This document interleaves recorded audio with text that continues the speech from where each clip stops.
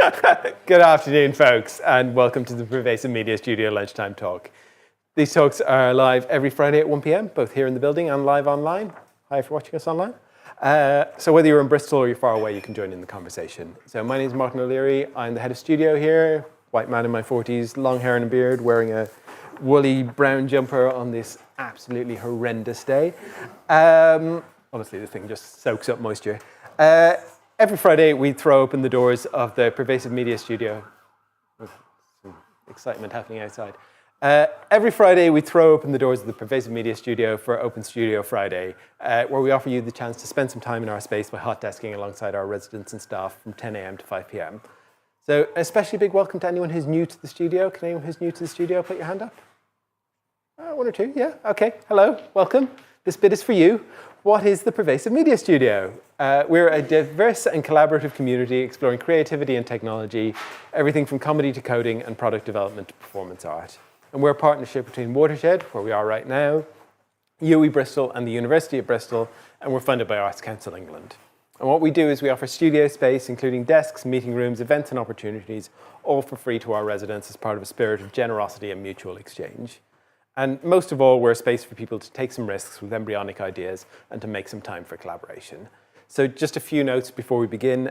Please do feel free to move around. There's a kitchen back there. You can grab tea or coffee or a glass of water. We have a quiet space just next to this space. So if you want to take a break at any point, just to my left, your right, around the corner there, there's a little room with some sofas and bean bags. It's reasonably well soundproofed. You won't be able to hear us. Fire exits are at the other end of the studio. If you hear a fire alarm, that's probably real. So we're going to direct you in that direction. But in any event, other end of the studio, my left, your right, on either side. And then there are accessible toilets, including baby change, over there in the corridor just next to the kitchen. There will be a Q&A at the end of this talk. So if you're watching online, please pop your questions into the YouTube chat. Vanessa is here. She will be your voice in the room today. If you're in the building, please raise your hand and we'll send around a microphone so that the folks at home can hear what you're saying. You can get news on all of our future talks by heading to watershed.co.uk/studio, at Pervasive Media Studio at mastodon.social on Mastodon, at pmstudiouk.bsky.social on Blue Sky, or at Pervasive Media Studio on Instagram. All right, our speaker for today is Rob Gallagher. Rob is a lecturer in digital media industries at King's College London who writes about video games and digital culture. His new book, Artgames after Gamergate, looks at the 2014 online harassment campaign targeting women, minorities, and progressives, now widely seen as a catalyst for the rise of the alt-right, the manosphere, and Trumpism. And today, he'll show how Artgames creators use new tools and platforms to twist familiar genres, characters, and mechanics into strange new shapes, taking Gamergate as a spur to imagine more inventive and inclusive futures for gaming. So please join me in giving a very warm welcome to Rob. Thanks, Martin. Thanks to everyone at the studio for the opportunity to speak today. Thanks also to everyone who's come out on an extremely soggy Friday afternoon. And yeah, I'm Rob, and I'm going to be talking about my new book, Artgames after Gamergate. If you're lucky enough not to know what Gamergate is at this point, I'm afraid I will be explaining that in a bit. But yeah, this book is an attempt to think through a few key questions. The first one, the clue is really in the title, but the big question here is, how did creators of artistic and experimental video games respond to Gamergate? But there are also a few other issues that I was interested in thinking through. One of which is, how should we understand gaming culture's overlap with right-wing subcultures like the manosphere or the alt-right? And I think there's a kind of narrative about that connection that we might want to complicate or unpack.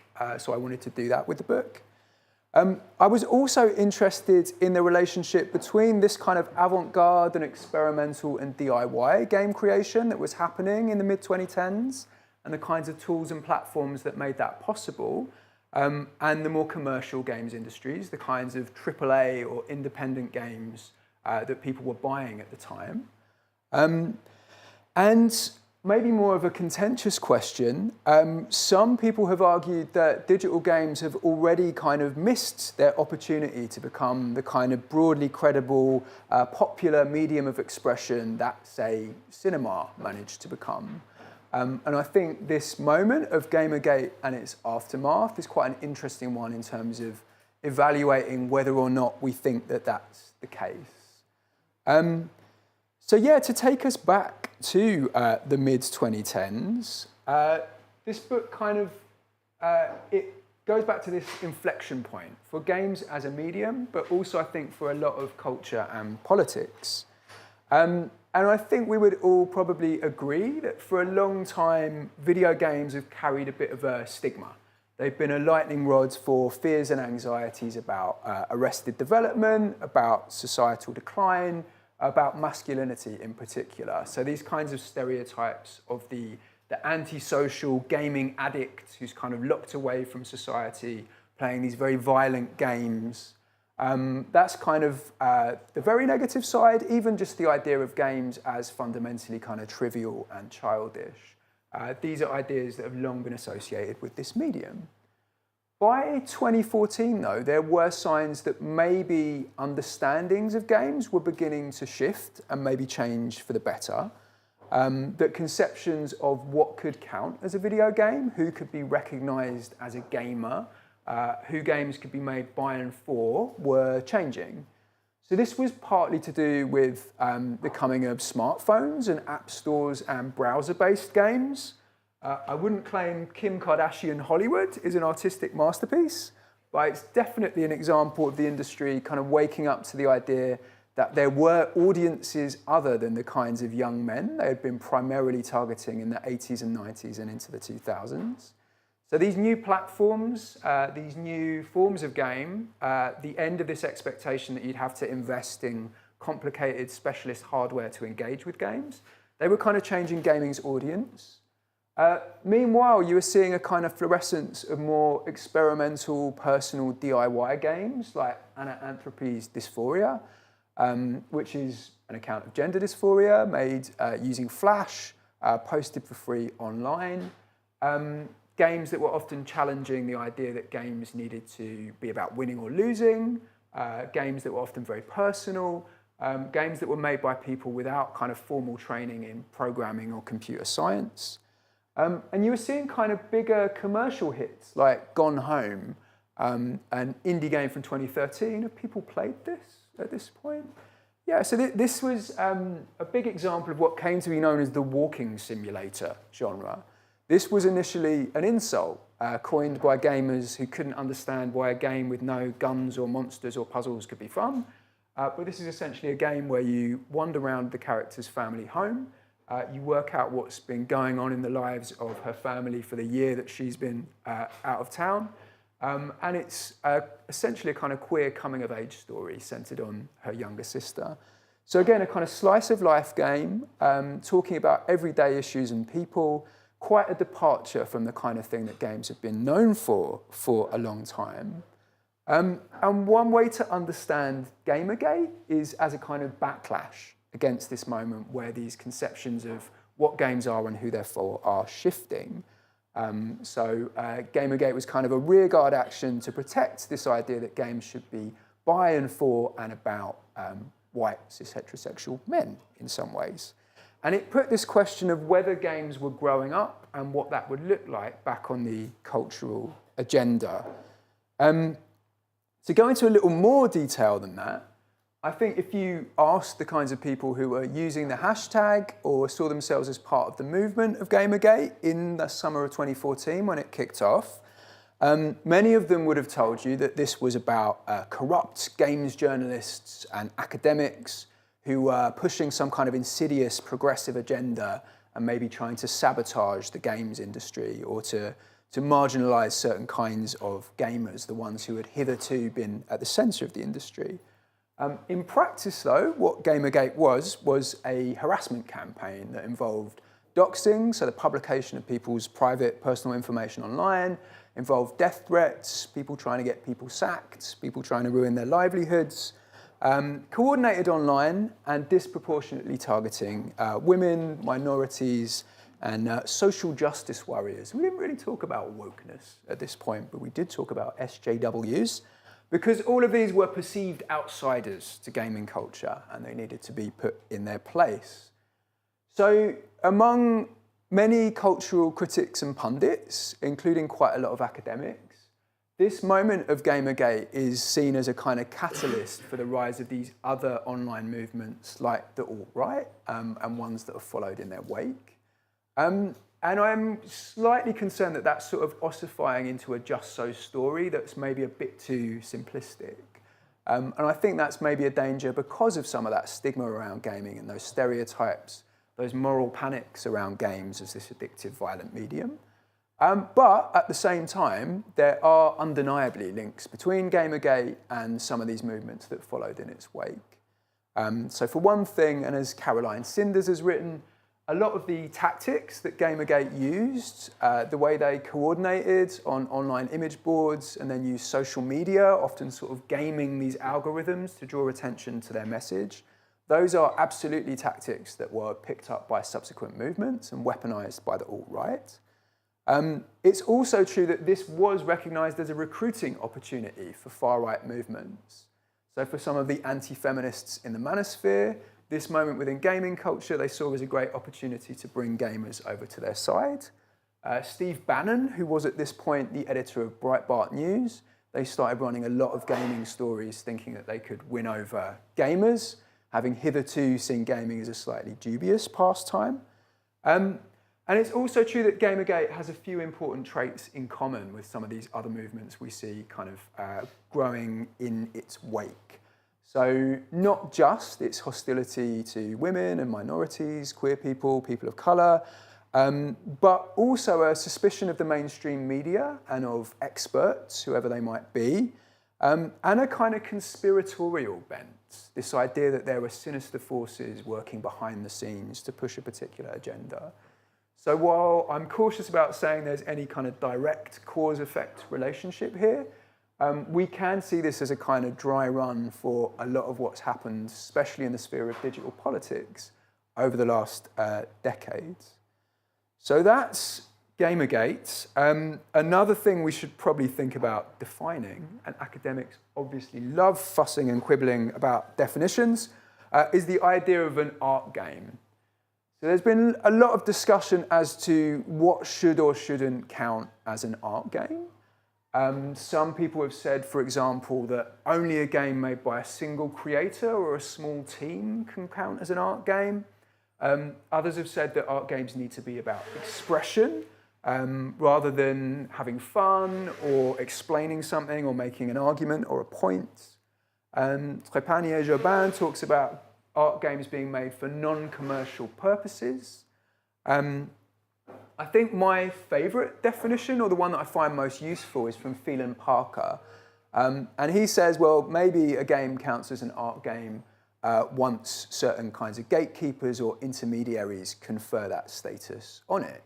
So at the point where a curator has decided to show your game in a gallery or to add that game to a collection, or at the point where a festival programmer has said we're going to show your game or include it, or the point where a judging panel is going to award it a recognition of narrative excellence or innovative design, or a critic or maybe an academic has written about or interpreted it. Maybe those are the kinds of practices through which a game becomes an art game. And that for me offers maybe a more fruitful way than saying there's something inherent in some games that means they qualify or do not. And I look at 5 games as examples. So Sonic Dreams Collection by the Arcane Kids Collective and Cyborg Dino, Ineffable Glossolalia by Tabitha Nicolai, Oikospiel by David Kanega, Black Room by Cassie McQuater, and The Game by Angela Washko. And these are mostly games that were available for free or on a pay-what-you-can basis. So they weren't created as commercial products. A few of them have been shown in galleries or online as part of art exhibitions. McQuater's work and I think Washko's are part of the Rhizome New Media Arts Archive. And some of these were prize winners in the Independent Games Festival. So in those ways, they do kind of offer different answers to what an art game is. And their creators have different relationships with the art world on one hand and the games industries on the other. So some of the Arcane kids have kind of gone on to create AAA games or indie games. Some of these other creators are more affiliated with the art world. They're coming out of art schools, they're teaching in art schools, they're showing in galleries. So some kind of different approaches here, but these games have a few key traits in common, which were what I'm interested in, beyond that question of what they're made with, how they're distributed. The first thing, these are not AAA games in the sense we normally use that term, the sort of big budget blockbuster games, but I've tried to think about what they share in terms of these three A's. So firstly, they all appropriate material from classic commercial video games. They're all borrowing, in some cases, assets and artwork or characters or mechanics from recognizable reference points.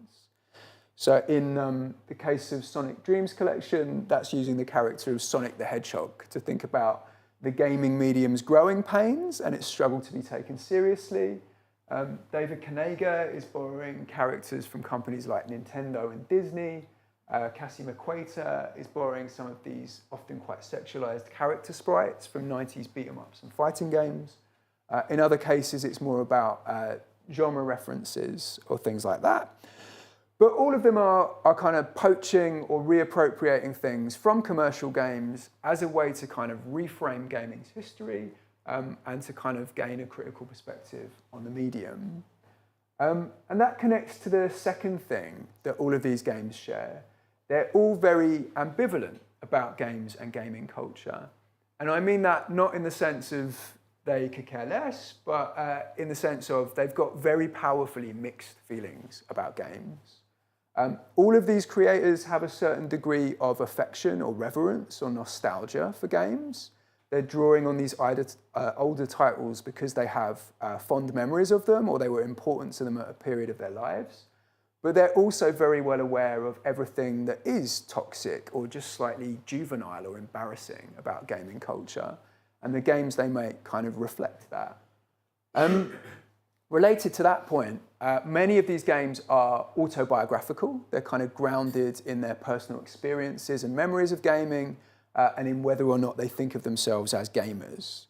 So Black Room by Cassie McQuater, this is partly grounded in her memories of going over to her grandmother's house, who was an insomniac and would stay up playing Super Nintendo games. So she kind of experienced a lot of these games in this weird fugue state as part of two women, one older, one younger, playing these games that obviously expected a very different kind of player. Tabitha Nicolai, similarly, is kind of thinking through her relationship as a queer and trans teenager with these games that, again, were often expecting quite a different player. The slash there, though, is because not all of these are autobiographical games. In other cases, they're games that are kind of drawing on the life stories of real people or their personae. So Washko is interested in sort of real-life pickup artists who operate within the manosphere. Kanega is partly interested in the impact of billionaires like Peter Thiel or the Koch brothers on our culture and our world. And Arcane Kids, they're looking at the biographies of Sonic as a character, of Sega as a corporation, of particular pieces of gaming hardware, and how those kinds of life stories get bound up with the life stories of gamers. So yeah, these aren't traits that I would claim all art games in the 2010s share, but these are all things that these particular games are doing as part of their projects. And I'm not going to talk about all 5 of these games today, partly because I'd love you to read the book and find out that for yourselves. But I did want to say a little bit more about 3 of them to give you a sense of the different kinds of strategies that these artists are using, the different things that they're doing. So the first one, The Game by Angela Washko. Slightly weird title because she's looking back to Neil Strauss, this smug guy in the check shirt at the back, and his hit book, The Game, Penetrating the Secret Society of Pickup Artists, which was certainly very big at the time I was an undergraduate. And And Washko became interested in this area of the internet where pickup artists dwell as part of an earlier project she'd been doing.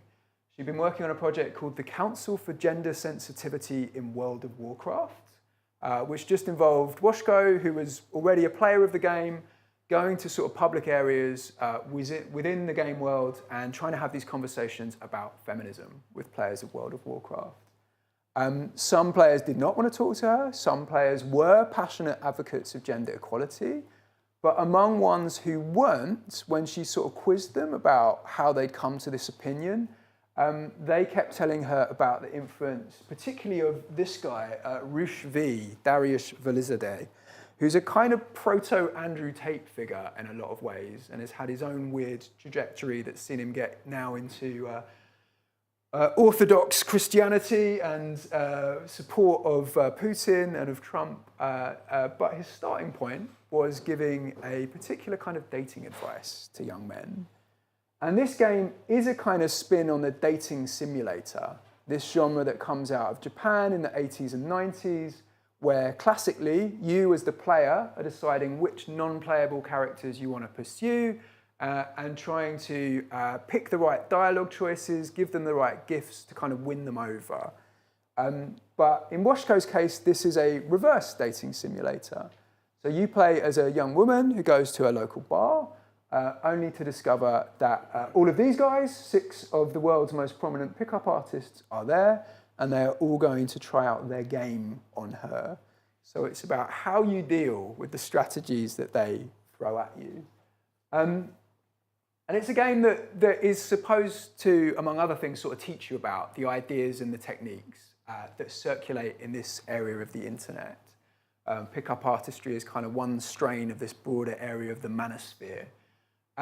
And things you find there include a lot of pseudoscience, a lot of kind of evolutionary psychology used to back up what are quite ethically dubious claims, but also this vision of dating and seduction, not just as a game where there are certain kinds of strategies that you can use, not even just as a zero-sum game where it's about you versus the other person and only one of you is going to win, but really as a sort of video game where there's one human player, and if they know the code and the rules well enough, they can exploit these other people they essentially do not see as human into doing what they want. So for Washko, there are these kinds of links between gaming and some of these ideas. The manosphere is the place where this metaphor of the red pill first entered the kind of right-wing vocabulary. So coming from the Matrix, this idea that you take the pill and suddenly you can see through the illusion. For these guys, that means that you wake up to the fact that if you understand evolutionary biology, men and women have completely different mindsets and interests, and you can exploit that. For Washko, there's a kind of resonance here with the way that gamers try and see through the interface to understand the code and the rules, to look for glitches and exploits. So several pickup artists have in fact made games that are supposed to function as how-to guides. There is this kind of fit between some of these quite simplistic, reductive ideas and the logic of games. But Washko proves that you can also use this kind of structure to sort of expose and challenge some of those ideas. At the same time, one of the things that's interesting about this is that while she completely rejects this kind of ideology, she has quite a lot of sympathy for the kinds of people who can be drawn into these spaces. So from her artist statement, when she's working on the game, she asks this question: is practicing game using these kinds of techniques inherently wrong and dishonest, or can it be practiced in a way that simply levels the playing field in favour of those who are otherwise socially or physically disadvantaged?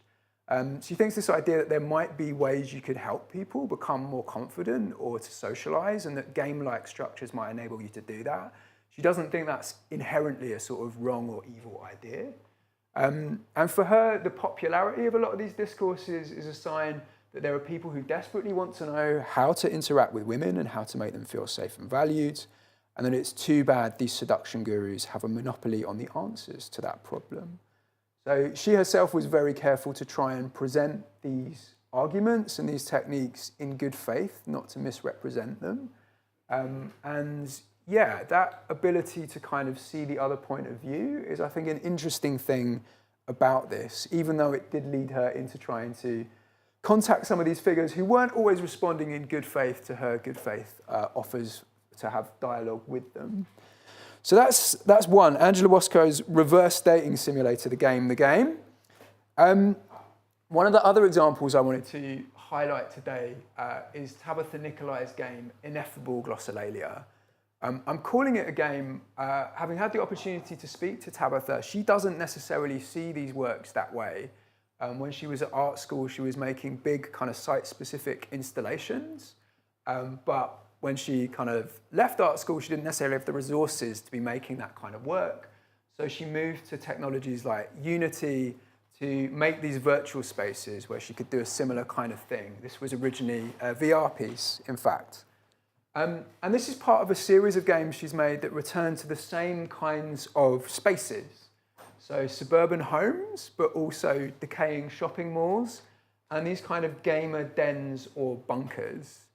And through them, Tabitha's sort of thinking about this post-global financial crisis moment, where the subprime mortgage crisis has happened, where you get these big retail parks in America that are just emptying out, they're kind of ruins.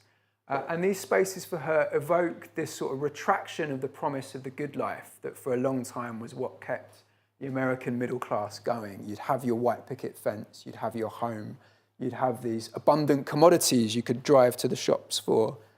And her work is kind of in dialogue with this idea of the walking simulator, this idea that the game designer could be configuring a space that you're wandering around, interpreting what's happened here and what it means.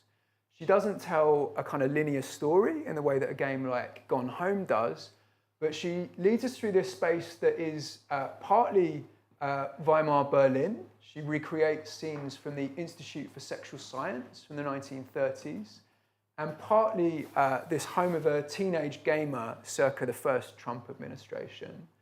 And Tabitha's really interested in this moment in the 30s, where you get the wave of book burnings under the Nazis, and particularly the German Student Union, Nazi-affiliated German Student Union, destroying materials from the archive and the library of the Institute for Sexual Science, which for Tabitha is kind of this Tower of Babel moment for queer and trans people, where these attempts to come up with a kind of language and a framework for understanding identity in different terms are kind of set back. And this for her, as a teenager browsing the internet, trying to work out her identity, feels like it's a loss that kind of echoes down the era.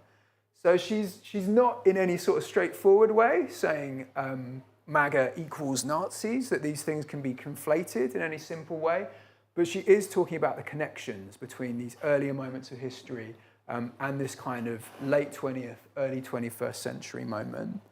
And she's also testifying to the fact that she, in that kind of struggle for an identity, you can't really see here, but there are sort of posters and magazine covers looking to these games and to these gaming avatars who became kind of talismanic for her, even though, again, these are often games that thought they were addressing this very kind of normative cis-heterosexual audience.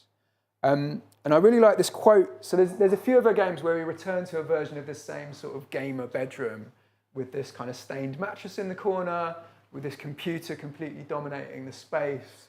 And she's talked about these kinds of spaces in these terms. She says there's spaces that are sparsely populated by physical stuff, where the digital is primary. They're kind of low executive function depression spaces, where maybe if you're somebody who doesn't care about their body or has a hard time connecting with their body, the way you actualize is by going into the digital.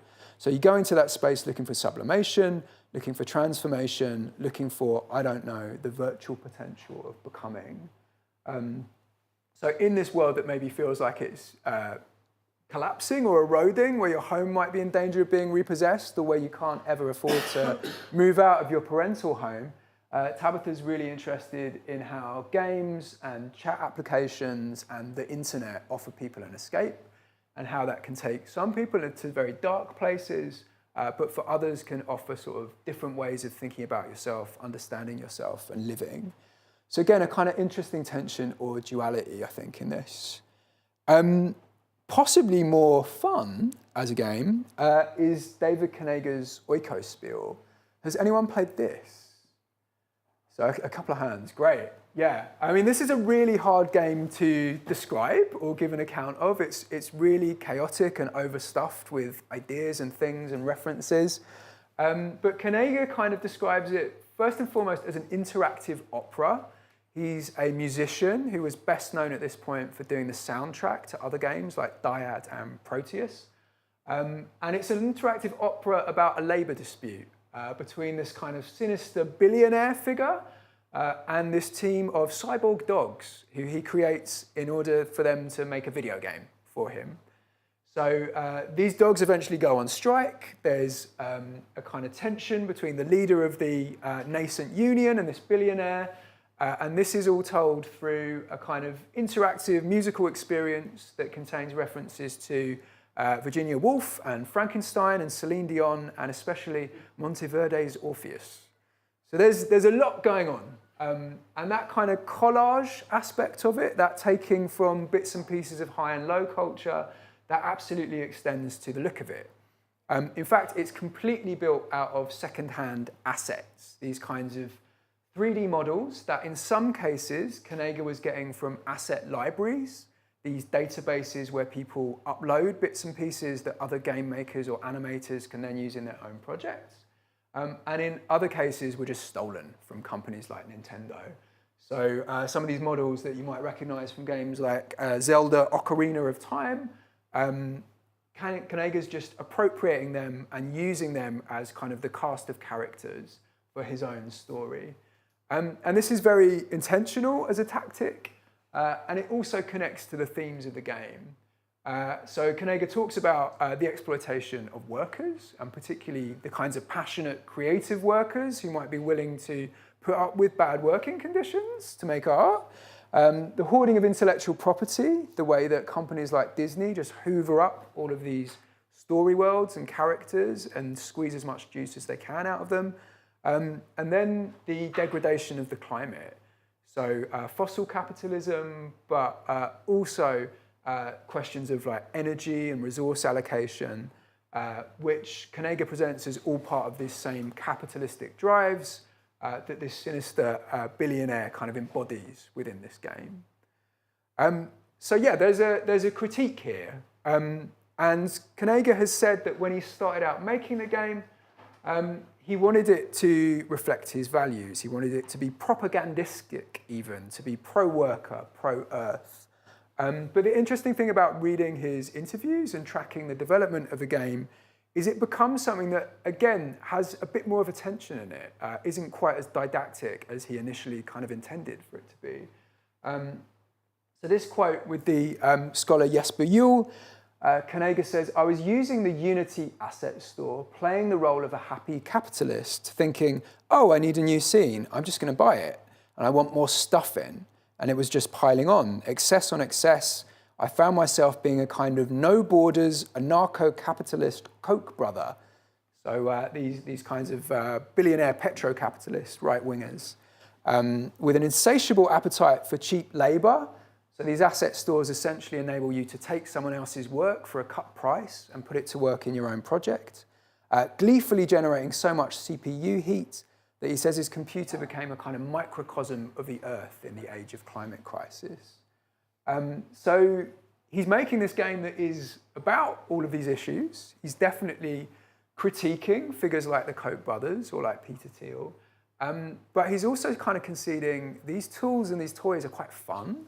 There's something about all this stuff, having access to all this stuff, being able to make what you want, do what you want, that is exhilarating and compelling. And I think that's something that resonates through the rhetoric of a lot of these right-wing movements. Like, do these people hate fun? Why don't they want us to have nice things?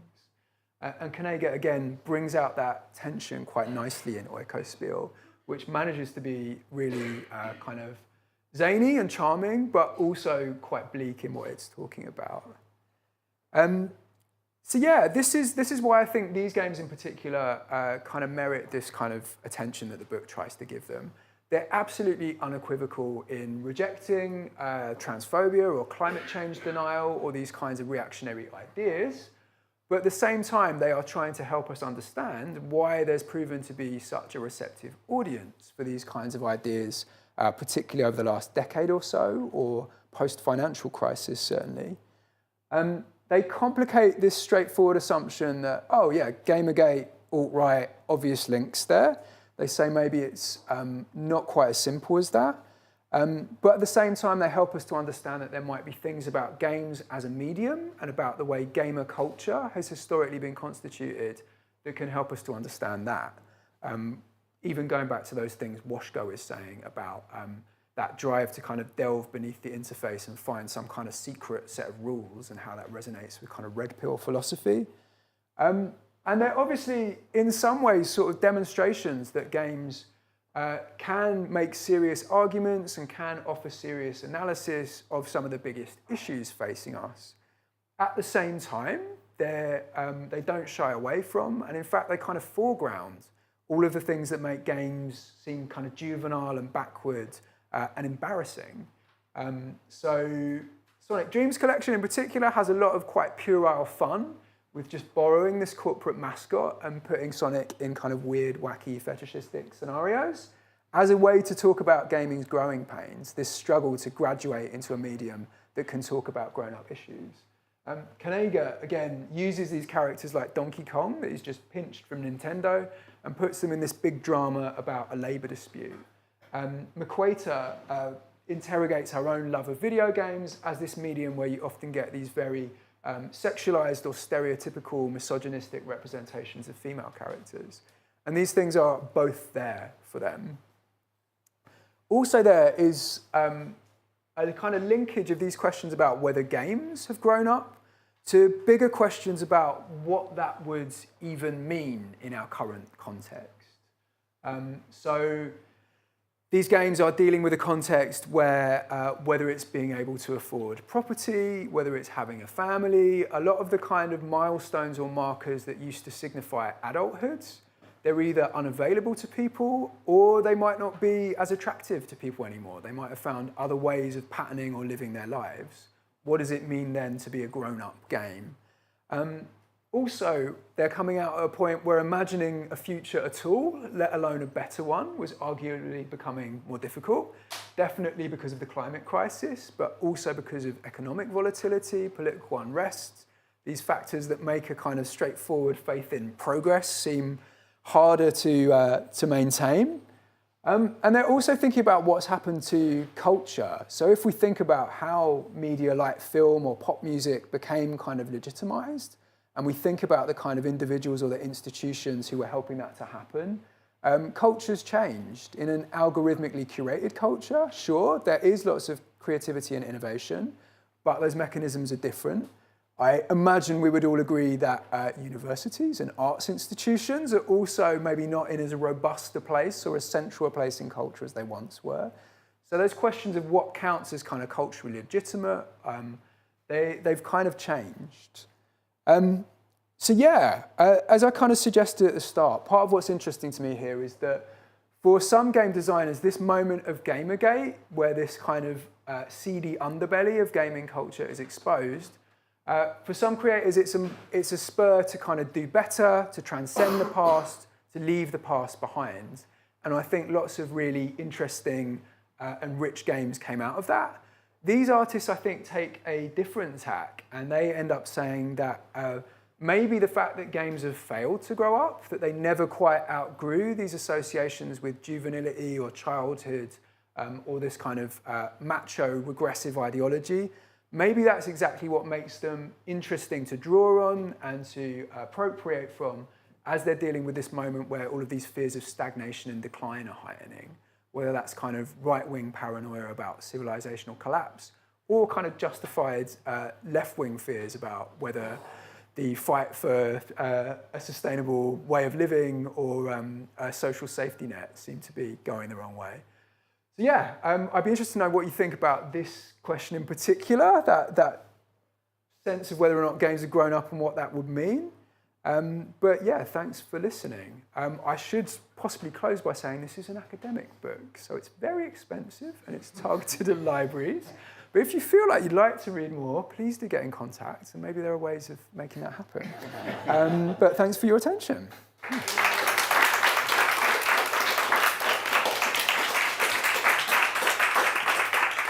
Thank you very much, Rob. Does anyone have any questions from the audience?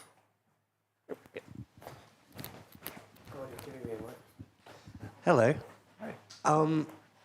I want to know, do things like the works you're talking about still get made as much as they used to?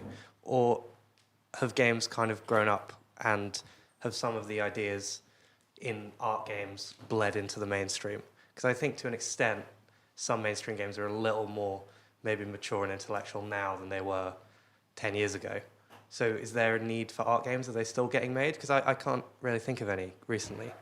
Yeah, it's an interesting question. And I guess, so Brendan Keogh is really interesting on this. He wrote this book, The Video Game Industry Does Not Exist, which seems like a perverse claim, but his idea is there's a video game field where people make all kinds of games, some of them for money, some of them not, some of them as part of artist residencies or as hobbyist projects. And then there's the sectors of the industry or the industries where you can make money out of that. So there's mobile gaming, there's indie gaming, there's AAA gaming.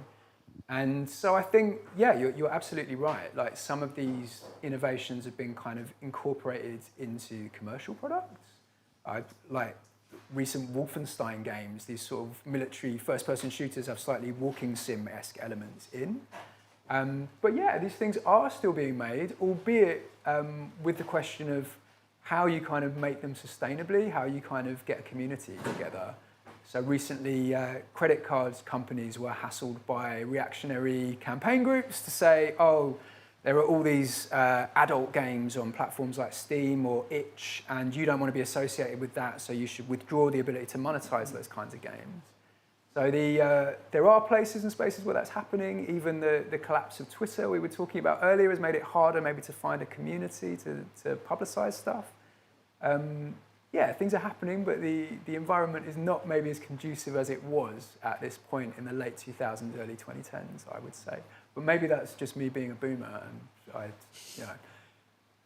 love to hear about stuff people think is kind of doing similar things, because I think it is out there.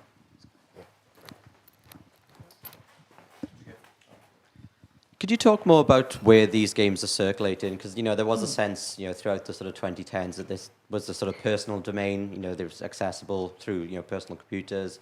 It was a sort of one-to-one sort of interface with these games. However, to kind of tack onto that conversation, we've seen these being indie games and art games sort of being circulated within sort of art therapy contexts or used as resources. Something I'm sort of involved in with the Game Lab here. I was wondering if you could talk about, is there a sense of a sort of trajectory of the sort of movement from these personal games for sort of personal consumption to maybe a different spaces, like holistic therapy spaces or things like that? Could you maybe talk a bit about that? Yeah, that's a really great question. And again, absolutely part of this broader video game field that we don't maybe talk enough about in sectors of game studies. That educational games, games for museums and galleries, there are all these other kinds of game production. I think, to talk about Itch again, it has been a really important platform, but some of these games are just on personal websites. Obviously, you're paying for server space at that point, but it was still relatively novel just to be able to do that, to circumvent that old distribution model and do that at this point. Yeah. So, where and how are you distributing the kind of projects you're involved in? Oh, yeah, so through the Bristol Digital Game Lab, we're sort of starting to produce games for good, and one of those games, for example, is an art game around postnatal depression, which is part of a project I'm leading. Whereas my colleague Richard has sort of taken games into like the local museums, or we're working in partnership with a number of organisations around Bristol. And so yeah, I was just thinking of how games are sort of operating in these different spaces. Of course, we're exploring game making as a methodology, but we're also exploring it in relation with like the third sector, for example, and how it might be used within therapeutic discourses to help new fathers specifically think through and sort of be a catalyst for conversation around paternal mental health, for example, actually getting them involved in the game making, developing a framework for that, as expressive or as realistic as it might be. So yeah, and I do want to stress that I think a lot of these developments, some of the kind of middleware or the tools that enable different kinds of people to make different kinds of games, they were and are really transformative. I think there's also questions around sort of heritage and the heritage of game culture. Where and how are these things being preserved? Absolutely. Which is something that the commercial industry is often not that interested in having happen. It's been, Thank you so much. I wanted to ask about the kind of about the art of art games, and obviously the sort of our video games art is a sort of slightly frustrating conversation, so in some senses, right? But specifically in its relationship to this question of reactionary politics and reactions against certain kinds of games, because with the sort of nominative institutional definition of art. You know, obviously this question of like elitism, and you spoke about academics and critics, etc. I did wonder, and I also wonder if this is even the right question or what that would mean. Is there a kind of more substantial, what sort of like conceptual definition of art here that might also help explain some of the reaction? Like, beauty, autonomy, freedom, something like this, like art is a kind of experimenting with methods of freedom. Is there a definition of art itself which sort of helps us understand certain kinds of games and their reaction? I mean, you had the podcast, expression or expressivity over entertainment. I'm also thinking of the kind of cliche of the male gamer that goes home after work and just wants to relax but is confronted with issues or women or something like this. And I wonder if that's a question, and maybe that relates to this question you asked at the end about growing up. I don't know how, and I'm interested more in what that metaphor means, because is art growing up, or is growing up something that, you actually make money and you don't think about art? I don't know. Sorry, thank you. Yeah, so I'm slightly going to dodge the question to say that Graham Kirkpatrick has thought and written really interestingly about this. And his read on why games might not have achieved whatever kind of escape trajectory other media did is to do with sort of formal autonomy. He thinks that games are still very bound up with technology and that race to sell people the next graphics card and the next console. And that's part of why they didn't become these sort of self-sufficient objects that can exist as much as exclusive of that kind of tech substrate. That they're not just an entertainment industry, but they're still very bound up with selling people hardware, which doesn't answer all of the very good points you made there, but I think is one interesting strand of this, maybe. Thank you. Thanks so much. Hello. Gosh, hi Rob. That was a great speech. Thank you, or talk, I should say. I want to challenge you a little bit. I actually think that my opinion is with games that one of the things that makes them really special is the experiential, visceral aspect of games. And actually what sets them apart from cinema and books is the experience of playing it. And I think we're only just really understanding the art of video games. When you look at older systems, there's a degree of limitation of what you can do. So you look at early video games and they're very abstract, like Tetris, and they change over time. But I think, sort of having limitations breeds art. And I think the true art of video game, which I think we'll discover, because I think AI to a degree is going to water things down a little bit, but I think we're going to actually understand how important the way a game feels, and that can actually be the true art of game. If you imagine, why does Mario feel so good when Mario jumps? And there's actually some quite, complex mechanics and thoughts which go into that. And for me, I think games are special because of this relationship with technology, but mostly because of this relationship with the experiential, with how people feel, with how people experience. And I would like to see that kind of looked into a little bit more, because I think narratives are great and art can be narrative, and a lot of the things you talked about was sort of meta-analysis on games, growing pains of games. But I think there's also a truism to that experience in games, which I don't think has been looked into completely. And I think as we move further down the line, I think people are going to grow to appreciate the mechanics and the interplay with the hardware more going forwards. No, I think that's a great point. And I'm hesitant to say that this is a trait, again, of like avant-garde games of this era, but these are very much, you kind of move through a space and see things. They're not necessarily systems heavy or simulation heavy. Some of them do have that kind of real-time interface where your engagement with the avatar is part of it. I guess, because that's what really speaks to me about games, that visceral aspect, which Steve Swink writes really well about, which again, Graham Kirkpatrick has kind of said, whatever the narrative content is, maybe that play with form and rhythm and motion is a key part of it. I would say, so Cassie's game, she's sort of deploring how sexist old fighting games are, but she's also like very interested in those states of, we use terms like immersion and flow to talk about where that loop of like engaging in such a direct way with an avatar is something uniquely compelling that gives us these kinds of emotional experiences that other media struggle to. So yeah, I would agree. These games are very much sort of foregrounding scenography, narrative, those elements that maybe aren't native to games. But as well, Sonic Dreams Collection, there's something about like avatar feel and spatial exploration in particular, and that relationship between what's a glitch and what's intended, that sort of play between the designer and the audience that's quite game specific. But yeah, I think you make a brilliant point, so thank you. Hi. I had like loads of thoughts when I was listening to your talk, so thank you very much for your kind of overview. I really agree, and it really resonated with me with the fact that you were saying that maybe the industry hasn't grown up yet, or the games as a medium isn't necessarily it's still in its adolescence, and we're trying to grapple with what that looks like. And I don't know what the answer is there, and it's interesting that working in games, we still haven't got a satisfying kind of industry kind of appreciation for these different kinds of games and how they can actually be beneficial or not to people's well-being. I also thought that some of the games that you mentioned, like directly reference or like meta commentary on, or Artgames are meta commentary on the medium, and some of them don't. And some of them are bypassing that and just using the medium to convey, like an installation in digital space. And I wondered if you had an opinion about, the difference in those kind of artworks. And then that's another question. But and I also thought that the thread between Gamergate is really interesting, and I didn't know if there was a connecting tissue to the kind of you handled the manosphere and stuff like that. But how do you think the Gamergate kind of influences the kinds of things that get made today and the kind of culture that we have today? And is that in your book? I don't know if I missed something there.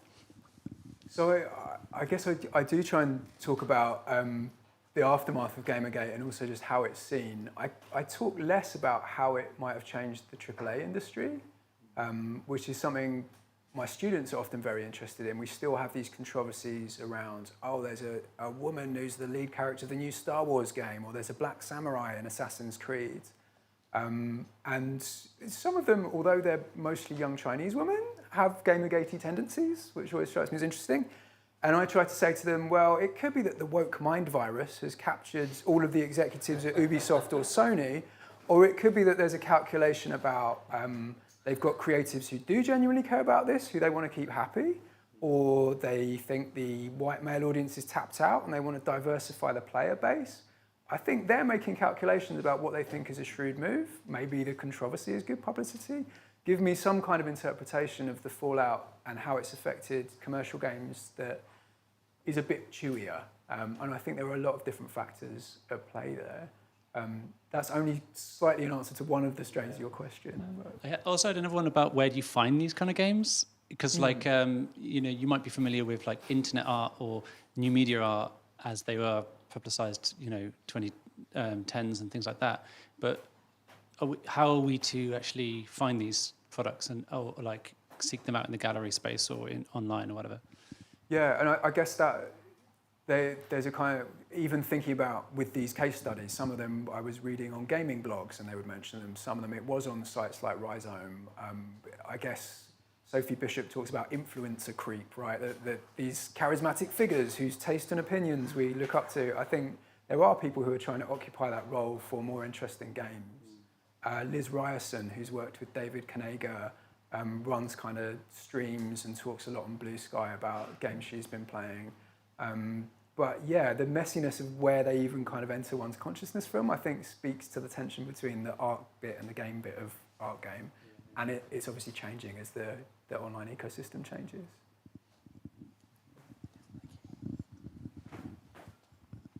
Hi, that's really interesting, thanks. I guess my question is from a broader historical context. As this stuff kind of becomes part of history, how do you think sort of future historians should be weighing up the kind of veracity or weight of predominantly online sort of movements? I guess particularly in the context of an era when people were perhaps sort of discovering pseudonymity for the sort of first time online through the internet and stuff. Like, how do you have any sort of thoughts on how like future historians should be kind of considering these predominantly online movements, you know, versus how they would have previously considered, you know, a movement that happened sort of offline?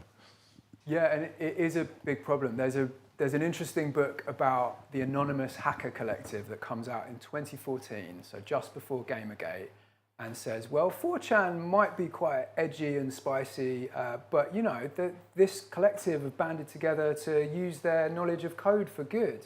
And I predict that this platform's only going to generate a new form of progressive civics. That obviously that's not what happened, and it's really hard to tell because not even pseudonymous platform, an anonymous platform where things are inherently ephemeral. Possibly the FBI jailing a lot of those people enabled it to then be taken over by the far right. These are all necessarily kind of speculative reads on what happened and why, because it's very hard to reconstruct that story. And possibly as things fragment, we were talking about the rise of Discord and these other ephemeral platforms over sort of more visible social media. There's probably upsides to that, but it can make it quite hard to construct a historical record. So yeah, I would not claim to be a historian, but I've drawn a lot on techniques used by people like the Open Intelligence Lab in Amsterdam, who are trying to work out sort of methods and data scraping tools to give a kind of balance between the more overview of what happens in the digital sphere and how things spread, and what kind of individual moments or actors are important. So I'd say ask them, is what I think I'd say. Hi, Rob. Thanks. I really enjoyed that talk. I kind of slightly hesitate to ask this question, but I was wondering if you could make a link between some of the things that we saw come out of Gamergate and earlier debates within like the ludology versus narratology debate, because I feel like there are some like interesting parallels, and when you think about the genre of kind of art games that you've shown there as well, I feel like there are parallels with earlier games like in like the late 90s and 2000s that were kind of maybe trying to do some similar things. So yeah, could you maybe trace that connection a bit? Yeah, sure. And I think there is an extent to which game studies as this academic discipline, if it even is one, is sort of implicated in this. And people like Aubrey Annable have talked about this. And the late 90s, you obviously had the Columbine moment where games were public enemy number one, and there were these very simplistic media effects arguments about games turning kids into killers. And people mobilized very convincingly to say, no, games are culture, they are speech, they should be protected in the US. But Annable's read is that because we said, don't look at the violent content, that's kind of ancillary to what people are getting out of this. Maybe we didn't develop the same kind of language for talking about those elements of games and how they interact with the systems in more complex ways. So she kind of claims that maybe left certain people in game studies a bit flat-footed when it came to this moment of Gamergate, because we'd sort of ceded that territory. And yeah, the idea that caring about what games represented made you a narratologist and was incompatible with thinking about games as simulations or as sort of rule-bound systems. Some of those prejudices maybe did mean people weren't as prepared as they could have been to talk about this stuff. I don't know whether those terms narratology and ludology mean anything to anyone. For a long time, this was like the origin story of game studies. The people who thought games were like films, the people who are more interested in the rules. I hope we've achieved some kind of synthesis since, but definitely there's traces of all that. So thanks, Jack, for the question. Thanks, that was a really interesting response. Hi, that was a great talk. Thank you. What's your favourite video game? I love it. I find this a really difficult question, but I now have a policy answer, which is to say Burning Rangers on the Sega Saturn, where you run around putting out fires in a space station, and then the people you've rescued send you emails. If there are going to be games about shooting things, why not shooting space fires and like connecting with NPCs? So yeah, that's my answer. And one last question before we finish. It's got to be good then.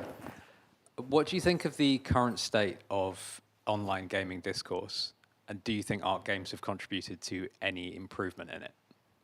When you say, are you talking there about how people discuss and analyze games, or about trash talking in multiplayer shooters? Or? Yeah, talking online about games, not trash talking. I think they've been really encouraging developments, and that like the growth of the video essay as a thing.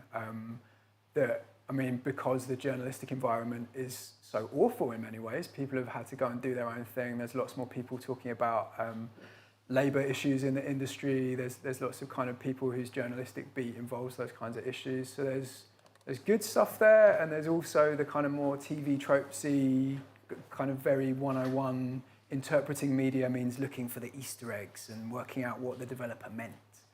So it's mixed, but some really encouraging stuff happening, I would say. You may feel differently, though. Oh, I just mean the way people interact on social media and in the spaces where Gamergate was prevalent. Have you seen any improvement there? Would you say there is less of that stuff or not? Do you think Artgames have contributed to any improvement in that?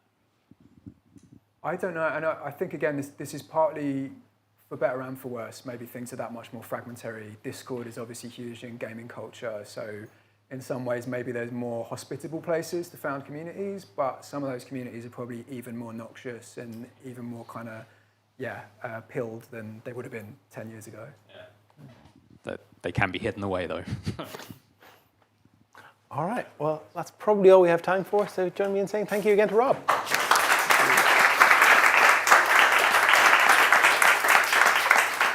All right, before you all go, if you want to stick around in Hot Desk today or find out more about what we do, please come find one of the studio team and we'll be happy to help. Right now, that is me and Vanessa. Vanessa, give us a wave. If you're watching online, drop us a line on studio@watershed.co.uk with any questions. Thank you all for being here today, and we'll see you again next week.